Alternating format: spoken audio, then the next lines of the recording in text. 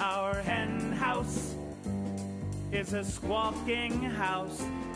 Our hen house is their hen house. Our hen house, ooh, it's a funky fresh house. Our hen house is your hen house.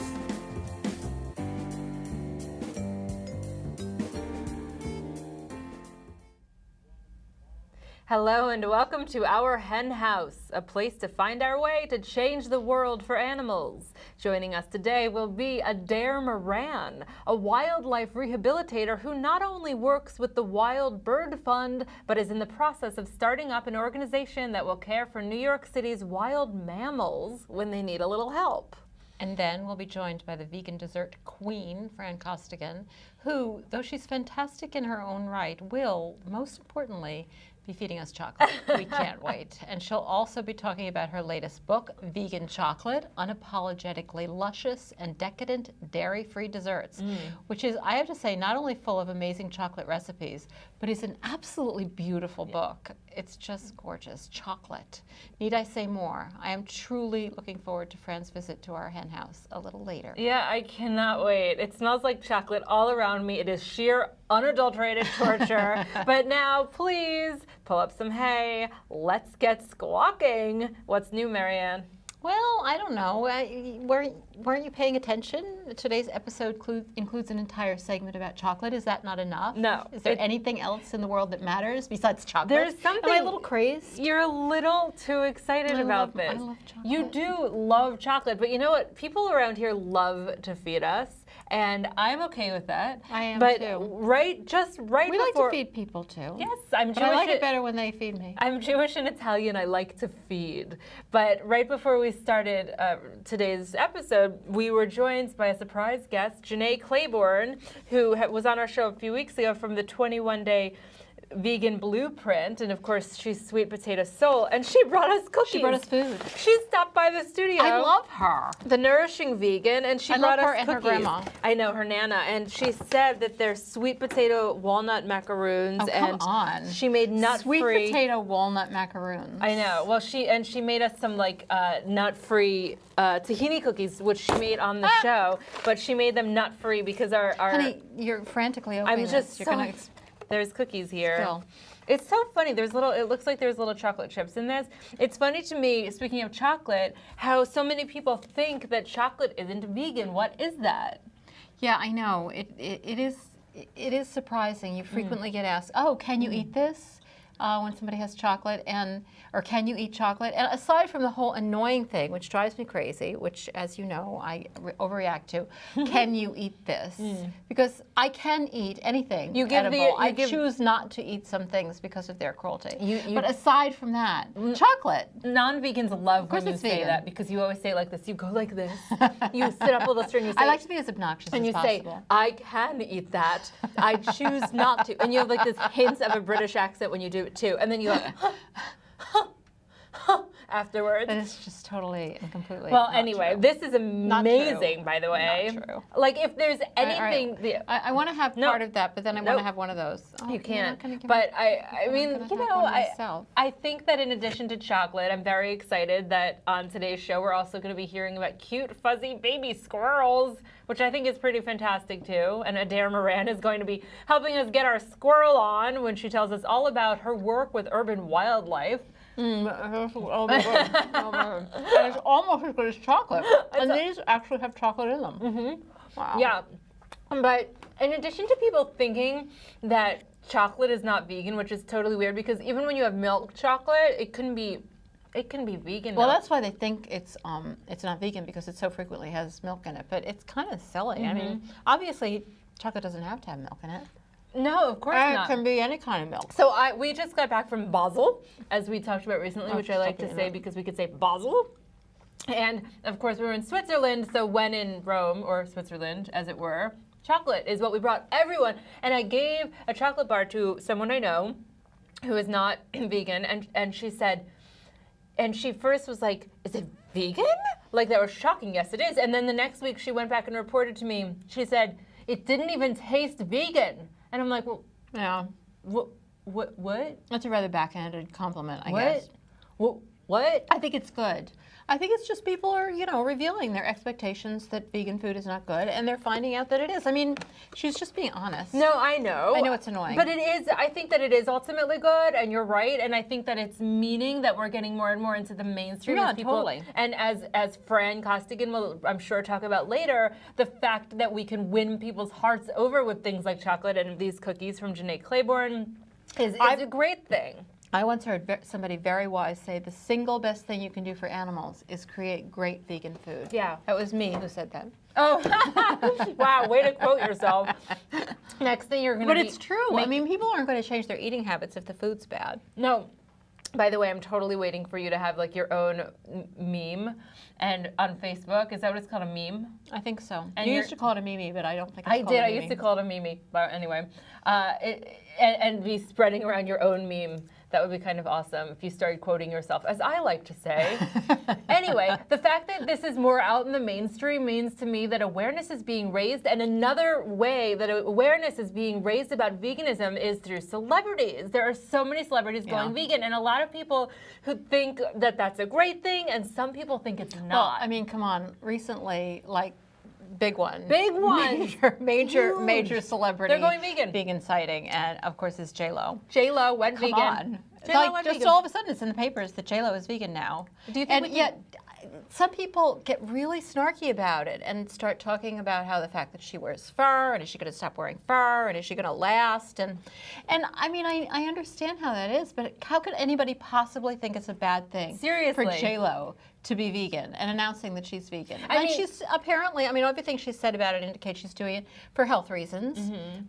She feels it's a healthy diet, but that's how everybody starts. Yeah, I mean, a lot of people start that way. I wouldn't say everybody starts that way, Well, but a that's lot true. of people jump in with the kind of health bandwagon, and then they are already have the kind of vegan mind and behavior, and they start to think about the animals a little bit differently. There are other people who recently went vegan.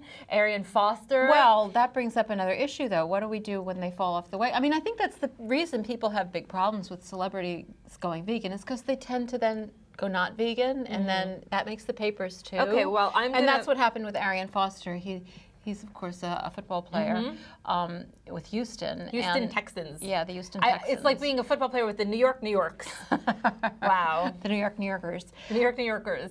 Yeah, But- well, okay, I'm going to So that's a problem, and people don't like that, and so they feel like we shouldn't rely on the celebrities. But come on, I'm going to take the indefatigably celebrities positive make approach such here. a big difference. Well, I want to take the indefatigably positive approach my here, girl. which, as you know, does not come naturally to me. I do it strategically. I am a little yeah, bit of a and only on jaded- television the rest of the week. Totally I negative. do complain a lot, it's true. But I digress. I do feel indefatigably positive about this because, of course, I don't want them to go back. But the fact is that it's getting these issues talked about. And they were not talked about even just a few years ago. And some really great articles stem from this in the mainstream media. And, you know, I think that, of course, there are the particular examples of people who go vegan and then say something really stupid about veganism. And Yeah, but it's you know, annoying, but it's out there. I think that, I mean, the worst thing is if somebody goes back and says that veganism was really awful, but that's not usually what you get. It's just that when people make changes, they don't necessarily make them like all at once. I mean, people go back and forth, and when they're celebrities, everybody in the world is watching them go back and forth, and changing your diet can be challenging for some people, and there are a lot of pressures You brought to actually bear. dipped your toe into veganism before you jumped in the pool. I did. I was, I mean, I didn't know anybody else who was vegan, and I. Oh, it was 1864. That was so funny, honey. That was just really funny. I'm gonna get in That trouble was really later. hilarious. Well, but it's a don't good you thing think, to like, remember. making age jokes is kind of like, it's like shooting ducks in a barrel here. Oh, well, we don't want to do that, honey. We you want to don't. rescue those ducks You and bring don't. them to Farm Sanctuary to live out the rest of their lives peacefully and with dignity and happiness. That's no, how- but it's a how good. vegans It respond. is a good point to remember that we want for people to realize that we're human, and a lot of people do have a little bit of a hard time jumping in. It brings it into the conversation. I have to stop eating these cookies. Like, Yeah, I think no, we need to no, just yeah, put them them out of away. my. They're too good. Because this is what I'm going through in my head right now. I'm thinking like blah blah blah tahini cookie, blah blah blah tahini cookie, blah blah blah tahini cookie, and I can't. So what about stop. the Beyonce thing? Well, okay, let's actually. Beyonce and why don't we Jay-Z. just focus on Beyonce? Beyonce and Let's Jay-Z. always- I think it was actually Jay-Z's idea to do their 21 vegan cleanse. 21 They day. announced beforehand that it was going to be 21 days. So it wasn't like, and then all the papers anyway said, They're only they doing it for decided not to be 21 vegan days. anymore. Yeah. But they only ever said they were going to do it. Of course I want them to stay vegan, but the fact is, how many media articles did that result in? About 10 billion. Yes. Yeah. And it's Because out I follow there. vegan. I mean, it was all over the place. I know, because a Google alert for vegan, I recommend it. You could get Google alerts like emailed to you, and we do it for vegan and animal rights, and it's like It was pretty much all Beyonce all the time for about 2 weeks. Yeah. right, exactly. And I want to talk about Ellen, by the way. Our favorite vegan. Ellen, of course, has mainstreamed veganism and, for that matter, lesbianism and just LGBT and charm in general. and beauty. And I love that woman. I have a massive inappropriate crush on her, but I digress. I'm sorry, darling. At least we share it. That's true. All right, let's move on to the vegan let's thing. not talk about that anymore. So anyway, Ellen, of course, is like the most famous vegan. And she's so committed to veganism, and it's for the animals. I remember once, she's so strong about Right, it. it's not about health. I mean, she's healthy too, but I remember once watching her show, and they were doing some kind of like face mask segment, which of course we did recently with Soapwalla, but they were supposed to use some kind of mayonnaise, and she had it as like the vegan-aise, the vegan mayonnaise, which some people say veganaise, some people say vegan-aise. Whatever, it's vegan and it's mayonnaise. And she insisted on having that. They brought a point. Cool. Little tiny things she did, but then, she said this really dopey thing once on her show because she's also human and she made a mistake. She's not human. She's Ellen. She's above human. Yeah. But and it was so frustrating. She talked about like how she ate her neighbor's chicken's eggs. And the entire vegan world was went, like, what? What? Ellen, no! Say it ain't so. Same hatcheries. Same exact hatcheries. We wrote her a letter. We wrote a letter. She didn't answer. But a lot of other people were like, even the media, I think that the Examiner wrote an article about it, and it was called Ellen DeGeneres Ate Eggs and Pissed Off the Chicks from Our Hen House. And we were like, yeah, we did. So we wrote this open letter. Well, there to were her. problems with it. I mean, vegan means something. And when you're most famous, I mean, it's not like she was just toying with veganism. She is the iconic vegan. Yeah. She's the one who made it famous. And for her to just casually say, without even any explanation, that she eats eggs regardless of where they come from. And it's not just the point that maybe these chickens were well treated. Like she's famous. She's telling everybody in the world that eggs are okay to eat, which, they're not. No, eggs are and the product of horrific cruelty. Even when it's your neighbor's backyard egg. Well, and there's especially all the eggs that everybody in the audience are going to. Yeah, even there. It's just you're still dealing with the very similar issues. But let's talk about, speaking of veganism and mainstreaming it. Let's talk about Mark Bittman. So Mark Bittman, of course, is famous for Vegan Before Six. I want to call it the Vegan Before Six movement. And a few years ago when he started, has a cookbook out. Vegan Before. I think it's VB6. When he started this a few years ago, we were all like, yay, this is so much more out there. And like we were so excited about him. And there's a lot about Mark Bittman I am excited about. He does get issues into the mainstream. But there was recently an article on Yahoo, and it was about his commitment, or lack thereof, to veganism. Yeah, veganism before 6 is kind of incoherent. And he actually this article was by Beth Greenfield, and it actually says in it, he says, I am not supportive of veganism. Yeah. And we were like, come on, Mark. What? I mean, all right, if you want to be vegan before 6, but do you have to talk everybody else out of being vegan, like, for reals? You had a quote in the article. I did have a quote in the article. And it was good, sweetie. Well, I'm so tired of just these little baby steps, and like, let's just hug everyone, and like, let's all get along. No, we don't have time to hug everyone and get along. We have to make some real changes if we want to preserve our world. Meet us Monday, Tuesday, Wednesday, Thursday, Friday, Saturday, Sunday. Of course, I believe that some people need to start with 30 days or 1 day a week or whatever, but that has to just be the jumping in point. We have to talk about the fact that every animal is an individual. Exactly. And I think that this is great that this article is out there. I'm thrilled that veganism is much more out there than it used to be. It makes me... He gets the word out there, but he confuses people as to what it really means. Yeah, I agree. And I mean, I'm glad that Beth Greenfield actually went where a lot of journalists aren't going, which is like, what do you mean? Isn't there an inherent inconsistency in what you're talking about, Bittman? You know? And I mean, I really have a lot of great respect for him. I hope that he tries some of these cookies and some of this chocolate that we're trying today, because there's nothing something that will make you feel more hopeful about veganism than trying the food and trying it on for yourself. And I'm excited that this food is out there a lot more than it is. And now I cannot wait to transition into chatting with our first guest today, who is a passionate vegan and who works with wild animals in need of some help. I love this woman. Adair Moran is a New York State licensed wildlife rehabilitator. She is an animal care manager at the Wild Bird Fund, which is currently New York City's only wild rehab center.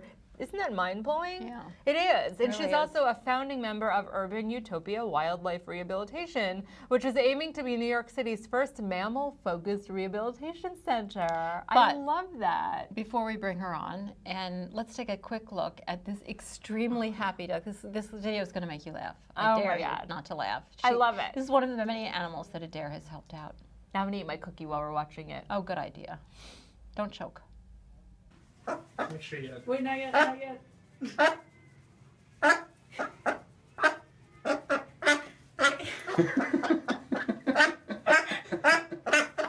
that feel good?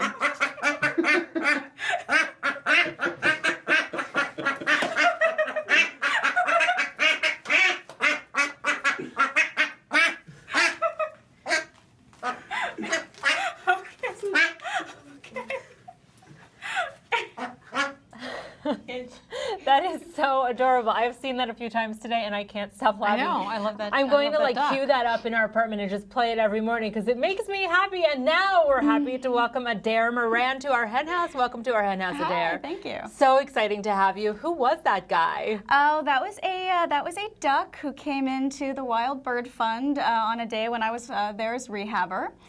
He was a domestic duck, which is why he seemed to like people so much. Is he single? Beats me. But I named him Pavarotti because he liked to sing. Oh, that's a good name. Yeah. That fits him well. You mentioned the Wild Bird Fund. Can you explain what it is and what you do there? Yeah, that's it's a wildlife center on the Upper West Side in Manhattan that specializes in birds. And so I work there sometimes as a wildlife rehabilitator. Wow. Now, people might think that there are a lot of such facilities in New York City, but that is not the case, is it? It's really not. Yeah, the Wild Bird Fund is the only one in the city, and then as we're probably going to talk about later, I've recently started a wild mammal group. Wow. So we're hoping to address that need. I think that's wonderful, but it really does boggle the mind that there are not more facilities for wild animals in New York. We have a lot of wild animals out there. We've been in situations more times than once or twice or more times than that, where we've actually wound up rescuing pigeons because, pigeons in need happen when you're in New York City. There's a lot of them out there. And you find these pigeons and you're like, what do I do? I know. It blows your mind. That and so many people are in the same position and don't know what And there to are do. a lot of animals that people don't even know we have here, but we actually have lots and lots of wildlife in the city. What are some of the more unusual animals that you've seen coming into the Wild Bird Fund or that you've run into in your career? Well, I mean, for birds, we get a lot of very interesting migratory birds because the birds, as they migrate, tend to pass through the city. Like Central Park, it's a big green place for them to go. Why not? That they will stop on their way migrating to wherever they're going. And, you also hear about, you get things like foxes and coyotes. And you can go that's crazy. You can go on seal watching tours in Brooklyn and see all the seals and the whales. Really? Yeah. I didn't know that. I've done it. It's really Seals in interesting. Brooklyn. I smell a segment. Is it true that you rescued a guinea hen once recently? I did. Yeah, I found... Well, can we start off by telling, what is a guinea hen? It looks kind of like a chicken. It's a game bird. Okay. And so I was in my neighborhood in East Harlem in Marcus Garvey Park, and I spotted this guinea hen. And I went to try to rescue her. And in East Harlem, that draws a crowd. When they see a girl trying to tackle a guinea hen, I got a big crowd of people watching. I guess she wasn't really cooperative. She didn't just jump in your arms. They don't like to be caught, and the people kept telling me, "You're never going to catch that bird." But I was like, "No, I catch birds a lot." It's part of what you do. And then they all wanted to know if I was going to eat it or if I was going to keep it as a pet. Oh, dear. And I said, neither one. People just go there. Oh, there's an animal. How could we purposes. exploit this animal? Yeah. How is this animal here for my benefit? Wow. Well, But the guinea hen went to a sanctuary. Oh, that's good. great. Yeah. That is wonderful. But a lot of times you would release an animal, a wild animal, if you were to find a wild animal. The primary goal is to release them, is No, that right? with wildlife, you always want to rehabilitate and release. The guinea hen was a domestic animal, so Okay. that was a different situation. But yeah, with wildlife, it's illegal to keep it as pets. You have to let it go. What are some of the more common wildlife emergencies in New York City that you run into? Well, the one that I deal with a lot with my wild mammal group is baby squirrels, especially this time of year. In the spring and in the fall, the squirrels are having their babies, and people find them on the street all the time, and there are just far more baby squirrels than there are rehabbers like me who accept baby squirrels. Wow. Yeah, I found a baby squirrel once, or a friend of mine did, and we had to drive way out on Long Island to find somebody who would take him. It's really hard because we all get overwhelmed this time of year. Yeah. Well, what should people do if they find a baby squirrel? The best thing to do is to put it in a box with something soft like a fleece, and then like some toe warmers or a hot water bottle, and then try to mount that box up a little bit off the ground in the tree where you think the squirrel fell from. And often if you check back in a few hours, the mother squirrel will have come back, grabbed it, and taken it back to the nest. That's great. But if you check in a few hours and it's still there, then you have to find a wildlife rehabilitator. These photos that you sent us that were showing of baby squirrels just make me all verklempt. Like, No, I want a baby squirrel. Yeah. I guess that wouldn't even be a good idea. Can't have one. Can't have one. They're very cute, though. You could look at Adair's photos, though. But what are some of the other kinds of animals who are found in the city? You mentioned that there are some surprising ones like coyotes. Has any animal ever wound up in front of you who you're like, really? New York City? I don't know. At this point, nothing surprises me. Yeah. I've definitely gotten some birds, some migratory songbirds, that I'll look at them and be like, I don't know what that is, and I'll have to go look it up because it will be some rare bird migrating through. You seem pretty unflappable. Did you see that was like a play on words, unflappable? Oh, I didn't get that. Yeah. I'm glad you pointed Yeah. it out. Yeah, That was- anytime. Yeah, continue to do that. Yeah. Point out your analogies. Well, I want to talk about this new organization you're founding because you mentioned it. Tell us what it is. Well, Urban Utopia Wildlife Rehabilitation is New York City's very first wild mammal rehab group. And our goal ultimately is we would like to find a space where we can have a wild mammal rehabilitation center because there's just a need. There's a huge need in the city for it, and I'm kind of surprised it doesn't exist already. I can't believe a city the size of New York with so many green spaces. It just boggles the mind that there is no rehabilitation center for mammals at all. Yeah. So I assume you get animals from, or these animals are from all over the city. It's not just from Manhattan. I mean, at the World Bird Fund and also for your future organization the organization exists now, but you don't have your space yet. Is that right? Yes, Yeah. but right now, just in my home, I'm rehabilitating. I have squirrels from Brooklyn. I have a rabbit from the Bronx. I have another squirrel from Randall's Island. Like, we get them from everywhere. Sounds like a children's book just waiting to happen. Like a squirrel from Brooklyn, a pigeon from the Bronx, all meet at a bar, and you're like the bartender. I'm sorry, I'm going a little off here, but it is just so fascinating. I'm so excited about this new organization. Tell us what your mission will be with your new organization. I mean, ultimately, our mission is to start the first wild mammal rehab center. But in the meantime, our mission is to rehabilitate and release as many animals as we possibly can with our current resources. Is there a way that people watching this might be able to help support your work? Because what you're doing is groundbreaking. Yeah, definitely. Well, they can check out our Facebook page, which is Urban Utopia Wildlife Rehabilitation on Facebook, and we have a donate button there. And we are also working on our website, which is going to be urbanutopiawildlife.org. So that should be up soon. Amazing. And you mentioned that these animals are in your apartment, but you're a licensed wildlife rehabilitator. I'm a licensed Can you wildlife explain rehabilitator. why it's different for you to take animals into your apartment as opposed to just anybody? Yeah, there is a licensing process through the state, and you need to have that license if you're going to possess wildlife. Otherwise, it's against the law. Yeah, it's interesting because before we started recording, I was talking to you about whether it's inherently exploitative to, say, bring an urban wildlife animal onto the show, and we decided yes, it is. Can you talk a little bit more about why that might be wrong to do? All right, well, I mean, as adorable as it would be if I could, bring a baby squirrel here, I mean, first of all, it might be frightening for the animal. There are bright lights and a lot of people, and so that's not great for an animal. And also, it's illegal to display wildlife. That's not part of the rehab process. It doesn't really benefit the animal. So that's why, I can bring pictures and I can bring videos, but I really can't bring the actual animal. I think that's it makes a lot of good. sense. Yeah, I can't. I mean, even if we don't, there can be an animal here, and you don't know that they're frightened because we can't necessarily read that animal, but you have to assume they would be. Yeah. How do you become a licensed wildlife rehabilitator? It's through the Department of Environmental Conservation. So you would contact the New York State DEC. They would give you all the information for where to get the study materials. There's a written test, and then there is an interview process. And what was it that initially called to you about this particular cause? Because what you're doing is, I don't know anyone else who's doing this, and I'm going to talk about your other career in a moment when you're not doing this, which is also fascinating to me. But how did you discover your love and your passion for working with wild animals? Well, I've always been an animal lover, and so I was often finding, like you talked about finding a pigeon. I was always doing stuff like that. And pigeons are one of the few animals that you actually can possess without a license. So when I found them, I would often try to keep them and care for them. And then the more I learned about it and the more I did it, I really loved it. And I thought, I might as well get licensed and keep learning. Amazing. Well, and I just mentioned that you have another career. When you're not doing this, you are a professional stunt performer. Is that right? Yes. I mean, wildlife rehabbing doesn't pay the bills? I know, crazy. You mean you're not in it for the money? Because we are. I just find that so amazing, Adair, that this is what you do. Tell us about what it entails to be a professional stunt performer. What does it actually mean? Are you like jumping off buildings and just doing flips? Sometimes. It's for me, I'm usually a stunt double because I am very petite, so they'll often call me to stunt double children and teens and when they need a short person. So it's a lot of different stuff. I've done, fighting and getting knocked down. I've been set on fire.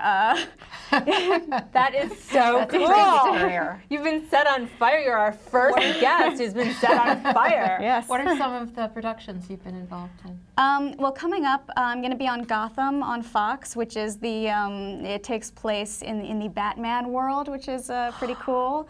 And there is a young actor who plays preteen Batman. So I was his stunt double. I was going to think it was Robin, but it's preteen Batman. Preteen Batman. There's also a show that's going to be airing on MTV soon called Eye Candy.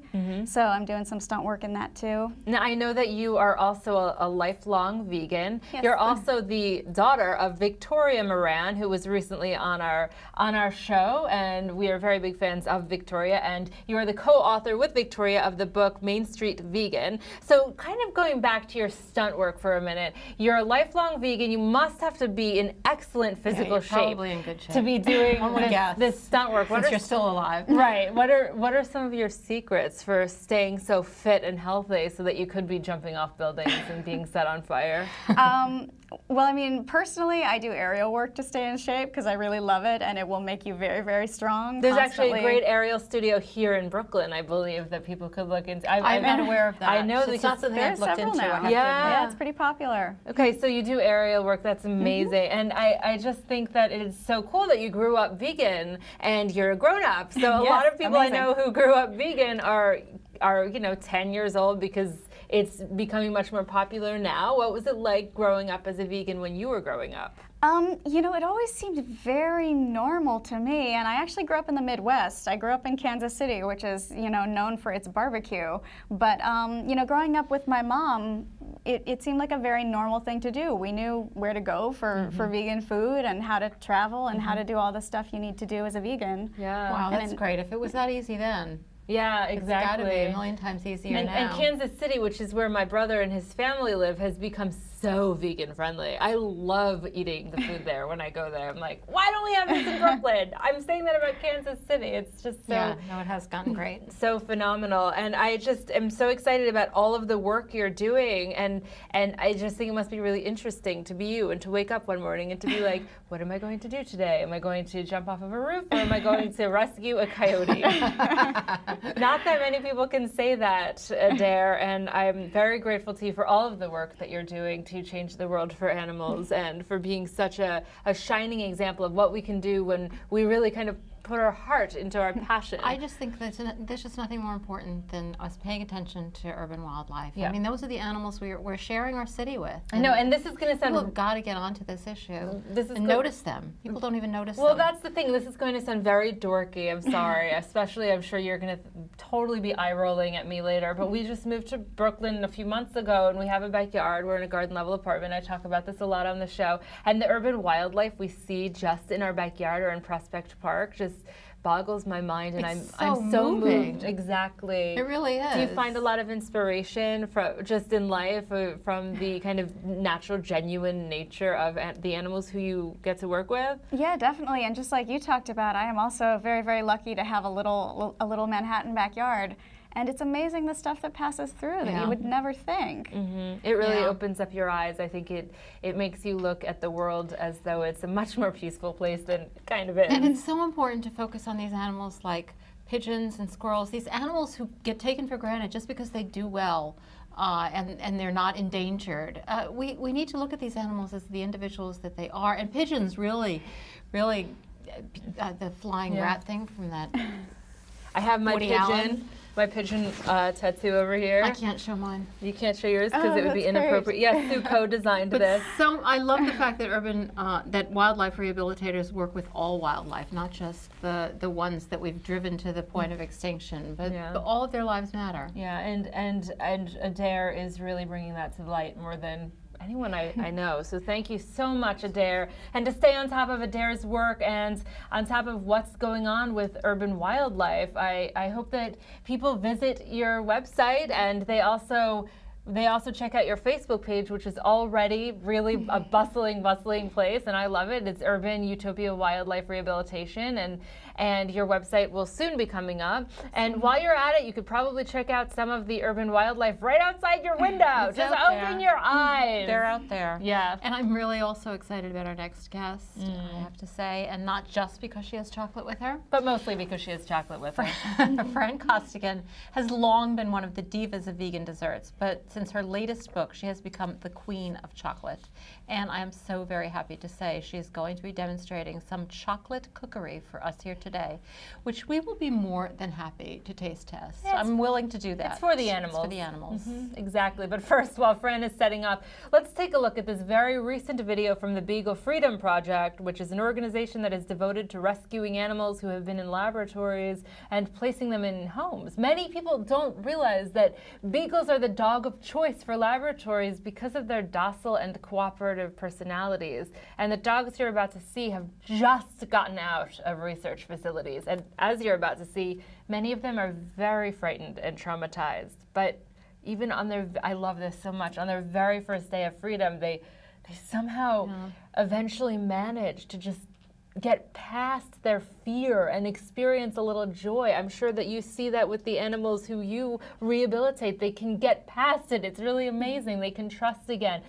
Get out the hankies, folks.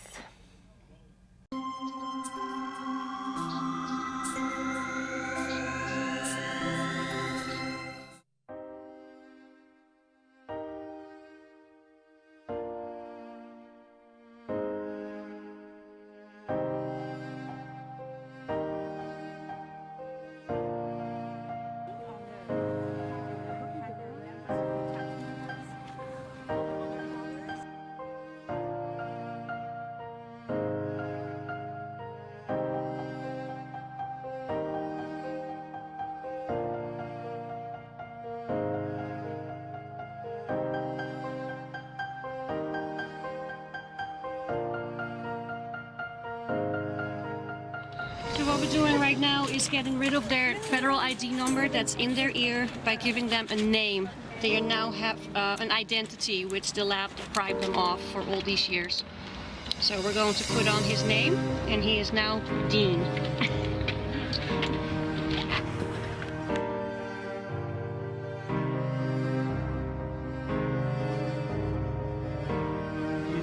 That one's really nervous. Okay. Probably one of the worst.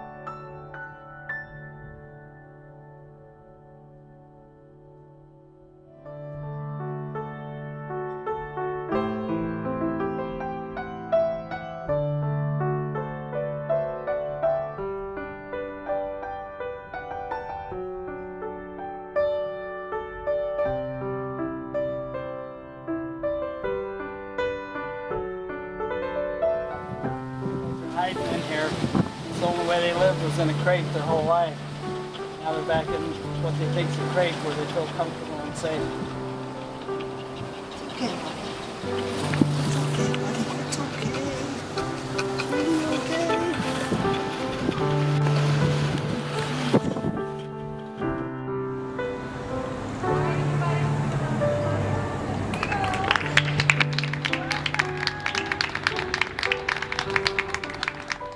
That video is both so heartwarming and heartbreaking at the same time, because I just love how happy those dogs are at the end, but it's also so important to remember that they have a really long road ahead of them recovering from the trauma that they suffered as laboratory animals. Yeah, it's really easy to forget how it devastates them.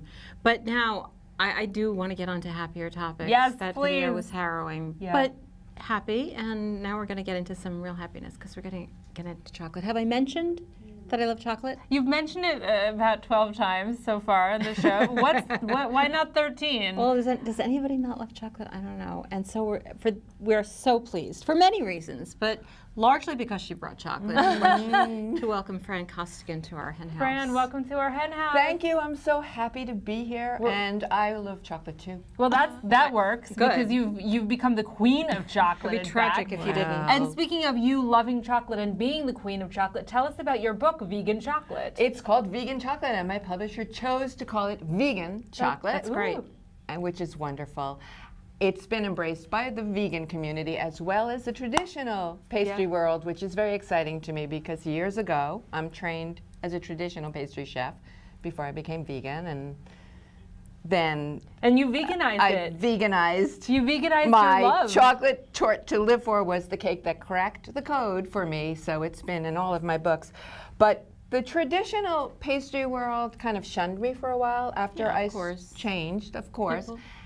After you saw the light. After I saw the light, and actually chocolate desserts taste better without the abundance of extra fat in the creams and That's great to know. so on. Using that percentage, I got some wonderful endorsements from really top traditional pastry chefs. Well, I can see why. So, What are you going to be that's making really with thrilling. What are we making today, We're Fran? I'm going to talk about how to do what I consider my signature cake, the chocolate torte to live for, which has been crumb coated, in other words, glazed once with one layer of this ganache. What I have in this bowl is 8 ounces of a high percentage chocolate and almond milk that was heated with a little bit of organic cane sugar.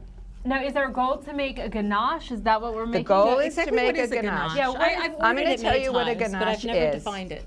And if there's one thing that you can have in your refrigerator all the time, it's ganache. I Because don't. That's not Yes, true. ridiculous. That's a lie. No, That would last in our you refrigerator. will have. You see what I did? I just whisked this. Ganache is a culinary term. It's a formula. It's a certain amount, typically, of heavy cream with a percentage of chocolate. The amount of cream, the amount of chocolate depends on: are you going to pour it over a cake? Are you going to make some truffles from it? Are you going to pour it on ice cream? Are you going to dip strawberries? You can do. I'm not kidding. Or you can could do just eat everything. it straight. Right off Yeah. the spoon Yeah. isn't bad Or eat at it all. gay. But what I do want to point out is honey. almost any non-dairy milk will work. So you don't have to use heavy cream, which has got to be You so don't much. have I mean, to use aside heavy from the cream. cruelty, has got to be The chocolate really taste, unhealthy. you get more of the chocolate taste without that extra fat. Now, I like almond milk a lot. That's just a personal favorite. So I tend to use almond milk. However, when I'm making desserts for a lot of people I don't know, which is mostly all the time, I assume 2 things. I assume soy avoiders and nut allergies. Oh yeah. Coconut milk beverage is a dream. Really? It works. That's so interesting. It works, and so far I haven't met anyone who's allergic to it. I will, but I haven't yet. So that's coconut milk, like in the carton, not the In creamy, the carton, heavy not stuff. the heavy cream. That's In my great. book, I have truffles, which are made from cashew cream, from almond milk, and from canned coconut milk. But I don't have a carton. I prefer the So Delicious. They just sent this to me. I haven't tasted it yet. But it's called Cocacino Coconut Milk Iced Coffee Latte. That looks amazing. Now, Fran, I do have an overarching question. Why do so many people assume that chocolate isn't vegan? It happens all the time. I know can you they eat do. chocolate? Well, people say to me, "How'd you do chocolate? it's vegan. I mean, you're doing vegan desserts. Chocolate's a bean. Hello. It's a bean. It's what gets added to it that makes it not vegan. So I used to say any dark chocolate, in other words, any non-dairy chocolate, any non-milk chocolate is vegan, but you can't do that today. Yeah. You Sometimes need you have to check the labels. up these bars and read the labels, because one of the biggest surprises that I discovered in doing the research for this book was that it is allowed by law, allowable to have up to 12% milk or milk solids in chocolate labeled non-milk chocolate. Oh, you that's get that? ridiculous. That's really important. Talk about allergies. I mean, aside Talk from being about allergic to it's cruelty. disclosed. Wow. It's disclosed, but that can be very upsetting to vegans and actually dangerous for people with allergies. Sure. May I see? Yeah, so I personally, my personal preference is for organic ingredients and fair trade, Yes. cruelty-free chocolate. And you can see, this is just the smallest sampling of the brands that are around. I got this one in an ordinary supermarket in Paris when I was there for Paris Vegan Days, and I made these desserts. I heard that Paris Vegan Day was very popular. 10,000 people. Unbelievable. Yes, That's crazy. and about the Those same for Parisians, London. they too. know their food. I'm very glad that you go the cruelty-free and fair trade, slavery-free route as well. I know that's a big Yeah. part of your ethical beliefs. Well, you know, I think that being vegan is about compassion, and compassion extends beyond Absolutely. the food. Yeah, I go. I I'm have with that. 4 grandchildren. It's an accident of birth, as far as I'm concerned, that they are having a really lovely life, eating lovely organic vegan food, playing with their rescue pets, growing food, cooking at 2, 4, 6, and 8. And all of that, and not in the fields. At best, the harvesting of the cocoa bean is hard, sweaty work in the jungle, machetes. It's dangerous. And there really are children. Now, Hershey's has promised by the year 2020 that they are going to eliminate child slavery. Well, that's ridiculous. 2020? Eliminate it today. Yes, that's outrageous. It's ridiculous. So don't think that I want everyone to understand. And I know you say this, one person can make a difference, and united we make a difference. Vote with your fork. Absolutely. Vote with your fork. Boycott them. Buy these fair trade chocolates. Well, look they at taste that. delicious. There's so many amazing cruelty-free alternatives available, and let's get back to what we're making today. Right. Fran. Yeah. So what's what going on you over you there? saw, Can I had taste this yet, or do I have to wait? Because this is killing me. Well, it's you know what? unadulterated torture. Here, you don't have to wait. Yes. You don't have to wait. Oh my God, I love you. So madly if and we passionately. let this refrigerate a little, here, It would put get your that hand hard under shell it so on it doesn't. That's how you make It will that get hard a hard shell. shell. I licked. I didn't merely mean to lick. What I need to tell you is that you would think, or I shouldn't say you would think. You don't need I to don't tell know me how you anything. think. I thought that all 70% chocolates tasted more or less the same. All 75. Yeah. They all taste different. So find the ones you like. You have to do a little tasting. That's interesting. of So I'm the willing to do chocolates. that. I'm willing to put that labor However, in. so any chocolate that tastes good to you, it's the one to use. But I've got rules in my book, Fran's rules. Yeah, You have to stay within the percentage listed in the recipe. So if the recipe says 70 to 72% chocolate, use it. Otherwise, your final result will be too hard or too soft. There are ways Now, what to are you fix putting? it. What are you putting that ganache on? So, you're putting it on this cake here. So you can just, you can just Because Jeez, I look want at to see that. this happen. Wow. pour it over. And there's obviously no eggs in this. I think that surprises a You lot know of what people the- too. right. That There- people think you That need you can to bake without eggs. It's crazy. Oh People no, think this that. cake, I was telling you earlier about the Ebinger's Brooklyn Blackout Cake in my book, which I had to develop because I grew up on that cake. My dad went and got it when we lived in Brooklyn. He got it every Ebinger's? Sunday. Ebinger's was an iconic bakery in Brooklyn that was famous for a few cakes, but the blackout cake. Other bakeries tried to do this cake, but couldn't do it. This is it's phenomenal. 4 layers, but you bake 2. But this is not that. This no, is not this the is the Avengers. chocolate torte to live for, and I will tell you the The torte to live ingredients. for. It's I so, love that. I called it Supposed to the die chocolate for. cake to live for because, yeah. This cake, by the way, was Rip Esselstyn's wedding cake. He called me up and he said, well, I won't say the word he said because this is TV, but he said, I want a cake. We want that cake. for our wedding. That really- If you don't want these... Excuse me one second. It was kick-tuckus. Kick-tuckus. I want a kick-tuckus cake, which is basically what Fran is doing for us. She's providing us with some kick-tuckus recipes. You can hold this up and just pour, and then you don't get lines. Not so many of us are great at that, so you do what I call the Picasso effect here. Ooh, may I? Yeah. Okay, so And then I'm just going to keep building this cake. Yeah, go. I have crumbs from a cake that didn't bake well. You put crumbs on top of the cake? If you serve, this can be Don't a layer get blotches, cake. honey. Of Just course, get dots. You can bake a layer cake. I like people to know that they can have dessert without guilt. Have a smaller piece of something that tastes really good that's made with really great, wholesome ingredients. No white sugar, and then build desserts with benefits. Build out the plate with some cream, some fruit. Some eaten strawberries. Or this is a cake that didn't turn out so well. It happens. Oh, so look at that. smart. Reduce, reuse, recycle. That's right. And That's you so eat smart. with That your looks so eyes. elegant. It's going to look. It's beautiful. It's going to look bigger than it is. You want to taste? It's I do, really I do. delicious. Now this. What about me? Why do you get everything? I'm standing next to Marianne, her. 'cause she's standing right next to me. Here, So you get unfair. more. No, I get more. This is What not. I did with this cake, which This is didn't the loser bake cake. really Seriously. well. You know, I was testing a recipe, but it wasn't horrible. It just wasn't up to my very exacting standards. So I toasted the crumbs. I toasted it. Oh, good. And then we Here's get my idea this of toast. extra, I like texture. I know that I know your grandchildren are little kids, and Yeah. I hope you understand the love that I'm saying this with, but would you please adopt me? Can I move in and sneak into your refrigerator You can at move 3 in. a.m.? What do you think you would find in my refrigerator? What are you putting on that? I bet that you would find kale in your refrigerator, You am I would right? find, every time I go shopping, almost every time I go shopping, someone stops me and says, how many people are in your family? That's so much vegetable. I eat Yeah, we green, do the same thing. and then I do eat something like this every day. Is that eyeshadow?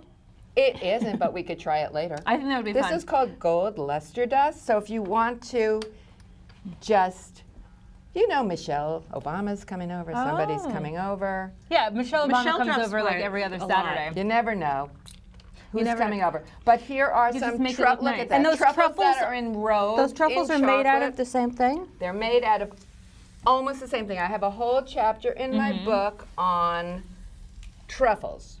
But it is, some are made with soy yogurt. Those are my crème fraîche truffles. Some are made with cashew cream. Some are made with orange juice and tahini. And some are made with plant milk. We are That's big such a those- great idea. I think I know you love tahini. I I'm going to do? get some to you. Those are really my favorite ones. They're so delicious. And then coated with sesame seeds. So for people who can't have nuts, you've got something else. But what you can do is, essentially, it's a different proportion, but it's that ganache. So this ganache is a cake glaze. It is also... You also consider your chocolate a form of advocacy. Can you explain how that is true? Because I know Well- you're a big animal lover as well. Oh, and- am I ever. which is one of your main driving forces of your veganism, and I think this is truly I mean, I delicious. changed my diet, honestly, 22 years ago because I wasn't feeling well, and I just read a book called Food and Healing by Anne-Marie Colbin, and I adopted a plant-based diet without thinking vegan. Then, of course, what happens? I felt great, and then you learn. That's what happens you to learn. people, yeah. And I grew up with collies and beagles. Oh, beagles. We just Beagles. watched that I beagle know. video. My beagle's name was Poochie. We adopted her, and we Poochie. called her Poochie, thinking what would her name be, and we stuck with Poochie. Yeah, that's what happens. And then I'm now caring for my daughter's rescue. Her name is Chloe, Oh, that's a good dog name. and I have to take her home today, and I'm not. Aw. We're co-parenting We her. seem to be cutting the cake. Yeah, let's So I cut the just cake. wanted to show you excited. what I feel like we this should do the Hava Nagila or something. is. Nagila. We're cutting Well, the cake. but in terms of the question that you asked Yeah, me, though, it's advocacy. really. I feel that, you know, there was a while I was thinking, oh, you know, I'm doing cake. How important is that?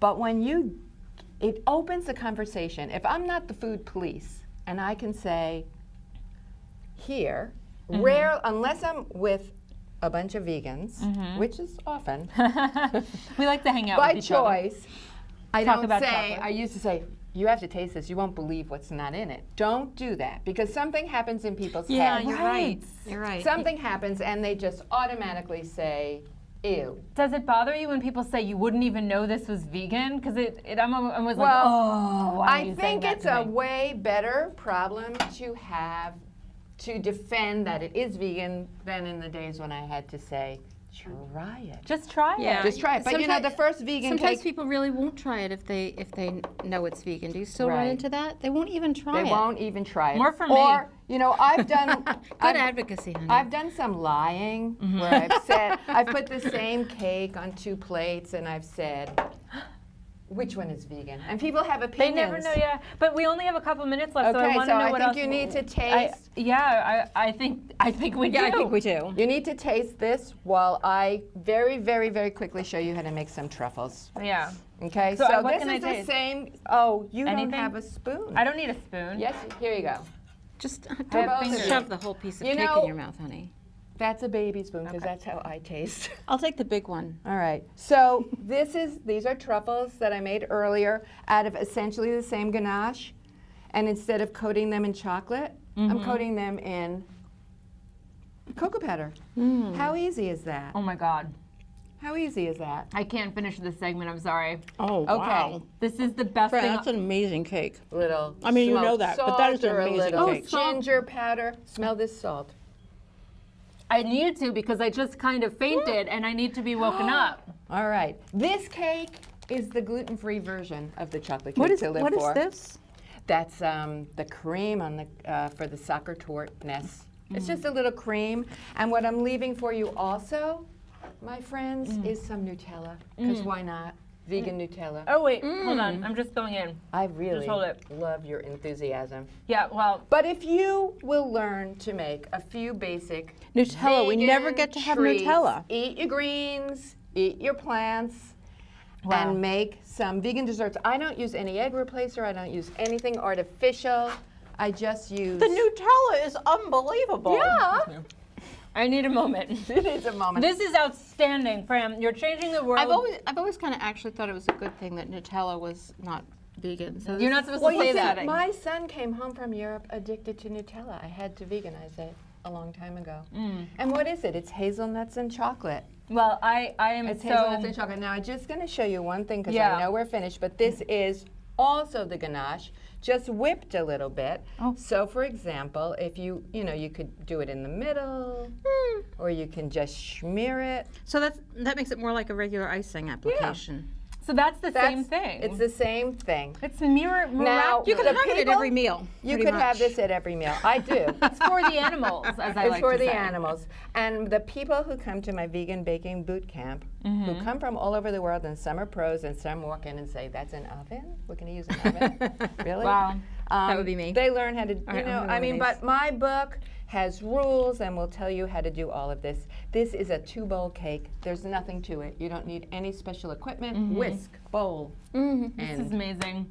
Well, the book is called Vegan Chocolate. You have and to get it. You have to make this chocolate because this is like a life-changing experience happening in real time. And Fran, I can't thank you enough. Thank you so Pleasure, much my for coming in, pleasure. for changing the world Can I through have one? chocolate. You may have one, I guess. Thank you so much right. to everybody. Just for one.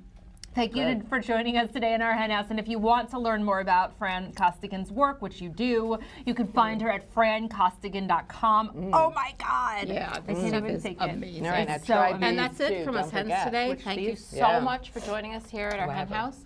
Remember, you can find our podcast on iTunes, Stitcher, and on the Our Hen House online magazine, which you can. I have to swallow chocolate. This is like which matcha you can find tea at mousse. Matcha tea mousse. ourhenhouse.org. Chocolate mousse. Chocolate? No, I can't shut up. Yeah, ourhenhouse.org. Go We there. look eat forward chocolate. to seeing you with a brand new show next week. Thank So this you. is like matcha, you said? Matcha. It's matcha.